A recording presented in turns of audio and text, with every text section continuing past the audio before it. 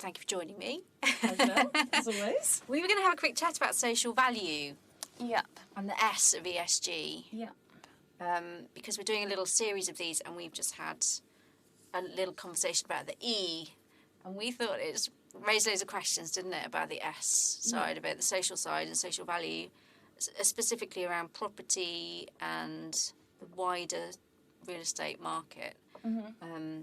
The challenges at the moment are under the spotlight because it forms part of ESG, which people are trying to measure and improve and show route to net zero. But the S is the social space is more challenging. It always has been.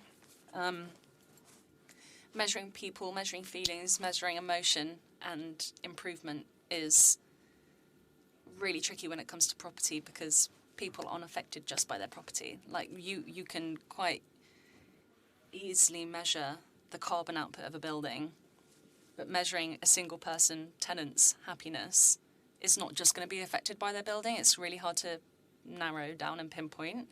I guess that's what this conversation is about, how you do that. How do you do it? Yeah. I think also there's, just actually to look at what are the principles of it and why is it happening and workplace well-being and making sure that people are considered in a kind of their environment in the physical space, but it's also about making sure that bigger values are adhered to in terms of, gender pay gap issues and all of those big topics, Black Lives Matter, representation on boards, females on boards, all those brilliant topics that we talk about. Yeah. And, but it flows through into company ethos, but it flows through into people choosing who they work for and ethical. And people choosing where their offices are based. Yes. I think ESG as a whole is obviously a huge thing in property about how buildings are built and how they're made, but it's not property specific, it's across the board for everything. So companies, whether you're in like pharma or tech or banking or whatever you're in, you will have your own ESG policy, a huge portion of which will be affected by the building that you're in. Like how much electricity you use, where it's coming from, is it solar panels or not, and it affects a company as well as a building. So yeah, very important topic, big one. And the social part of it's really tricky. That's why we're here. Yeah, we've been measuring social value or, dealing with it through the workplace work that we do in terms of business community asset management and making sure that people are enjoying their workspace, using it well, we're listening hard, all those things that are really important to landlords to meet their objectives of making sure that tenants are happy and stay and renew leases. But I think that the trick is the fact that we've been doing it for 8 to 10 years and it's only now becoming happily sitting right next door to the environmental side of it. And so therefore it's beginning to be glanced at harder. People are joining in where perhaps they weren't previously. Agreed. The issue is also how we pay for it, who pays for it, the measurement of it, who manages it, what's good, what's bad, what's good practice and poor practice. Those are all things that through trial and error of doing things on business parks and on the assets and the case studies that and for our clients, we've got a good handle as to what works well, when and where. But in terms of objectives, all the different audiences have very different objectives, and so what working well for a landlord and being visible is different to the occupiers actually attending things. Yeah, going back to your original point, saying we've been doing this for, you've been doing this, I've not been doing it for 8 to 10 years. It was never labelled ESG. It was something that we did to report feedback and to report happiness of tenants in order to retain tenants, not necessarily for this bigger piece. And so I guess where's ESG come from? Why is it important now? I think why is it labelled as important now? We've always thought it's been important, but why do you think it's now at the forefront? It's because of the 2015 Paris Alliance to reduce emissions and measure carbon output and carbon savings and to find alternative sources of energy. And it happily has been referenced and noticed that you can't do all those environmental things without making social change. So it's human driven and that's basically what the S is about, isn't it? It's the Yeah. humans around a thing or the asset, or around a problem, and it's about how we adjust to it. It's like people choosing to change banks to an ethical bank. Yeah. Does it actually change your use of that money and your use of your card, or it's on your Apple Pay, other payment devices probably available. But it doesn't necessarily change what you do, but you've changed your view, you've made an active decision to change it. Yeah. And I think that's probably quite a good analogy, whereby, it doesn't really impact you, but you've done something impactful. Yeah.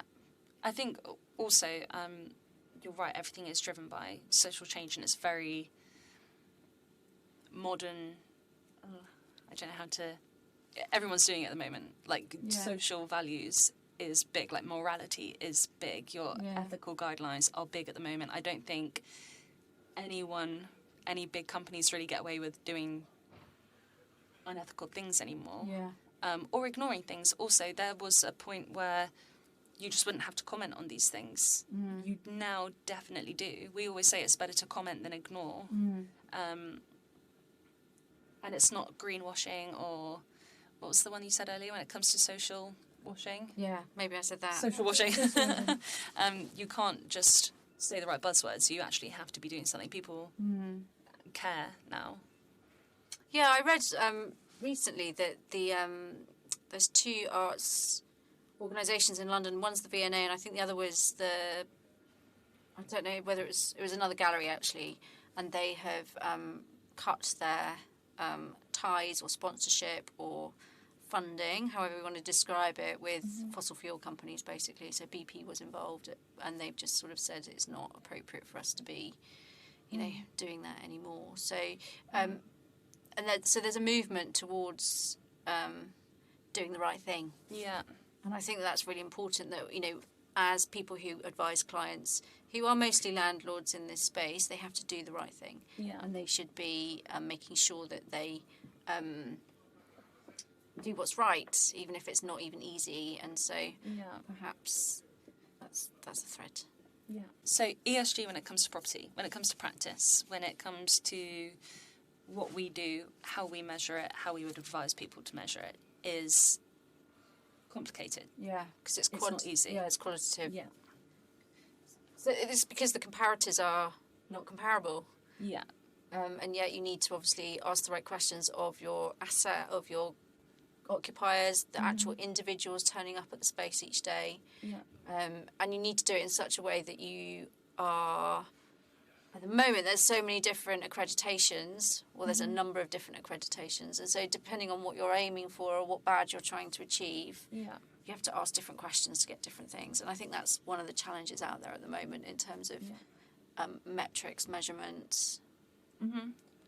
So another issue that we're facing at the moment is that if you are a landlord and you're focusing on ESG for a property that you own or work for, somebody can come in and do the environmental side not incredibly easy, but it's easier maybe. Feels easy for, it feels from easy our for point of us, view. yeah. They've got numbers to compare. Exactly, it's all numerical. You can walk in, you don't have to have how well you did last year. Yeah. You can come in, see what your carbon emissions are, and you can compare that against 20 other properties in your portfolio, whereas you cannot do that with social values and the S part of ESG. You either have to compare it to your property a year ago, Yes. because there's no other metric in place for you to compare to other people's. It's a lot more. You have to get in there early. Yeah, and also it also assumes that, which is an incorrect assumption actually, it assumes that every property in a portfolio has the same character within it, and therefore the same S strategies would work in every single building, and that's not the case at all, because different locations, different style of buildings, different sectors of occupiers all have different ways of operating and engaging, and that occupier engagement is what leads to strong social value. And not every building is the same, not every sector is the same, so there is no carbon copy where you can overlay, whereas those lovely friends of ours who do E analysis, they get to compare similar size and shape buildings and similar occupancy levels of buildings, whereas actually we want to know about the character and the style and the company culture of those people occupying the space, because that is what true social value is, and what their values are, and replicate that. Yeah. And for governance, that has to, again, that has to be from like the get-go. Yeah. It has to be done so early on. It has to start with your contractors, with your asset management. It can't come a year later when you want to suddenly show what your ESG credentials are. Because also, you're exactly right, social value is like outward and inward looking. So we've just been talking a moment about the company culture and the inward looking part. And the outward looking is like what's going on further down your supply chain.